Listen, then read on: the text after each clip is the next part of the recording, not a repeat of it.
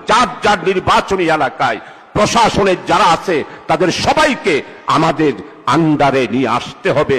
আমাদের কথায় উঠবে, আমাদের কথায় বসবে, আমাদের কথায় গ্রেফতার করবে, আমাদের কথায় মামলা হারাবে।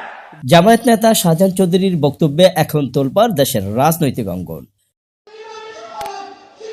গত শনিবার রাতে দলের নির্বাচনী দায়িত্বশীলদের সম্মেলনে জামায়াতের আমির ডক্টর শফিকুর রহমানের উপস্থিতিতে এমন বক্তব্য দেন কেন্দ্রীয় এই নেতা, যার প্রতিবাদ জানান বিভিন্ন দলের নেতাকর্মীরা।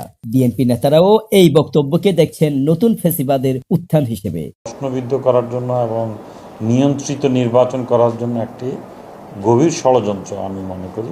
ওরা যেখানেই থাকে ওখানে অন্য কাউকে তারা কোনো ধরনের স্পেস দিতে চায় না। বিশেষ করে আমাদের চিটাগং, চট্টগ্রাম কলেজ, চট্টগ্রাম বিশ্ববিদ্যালয় থেকে শুরু করে অনেক জায়গায় ওরা, এমনকি রাজশাহী বিশ্ববিদ্যালয়, ওরা কাউকে স্পেস দিতে চায় না। এটা তাদের দলীয় একটা স্ট্যান্ড, অর্থাৎ ওরা ওখানে যেখানে থাকবে সেখানে গণতন্ত্রের চর্চা থাকবে না, ওরা একক রাজত্ব, একক আধিপত্য বিস্তার করবে। জামায়াত নেতার এই বক্তব্যকে ভালোভাবে নিচ্ছেন না এনসিপি নেতারাও। পুলিশ প্রশাসনকে নিজের করায়ত্তের মধ্যে এনে দলীয় গোলাম করে, দলীয় দাস করে এবং নির্বাচনকারী লাঠির বাহিনী হিসেবে ব্যবহার করে নির্বাচনটা জিতে আসা, এই যে খায়েশ, এই যে প্রচেষ্টার মধ্যে আমরা দেখলাম, সেটা আসলে খুবই আপত্তিকর এবং আমরা বলতেছি এটা আসলে হাসিনার মতো হয়ে ওঠার একটা প্রবণতা।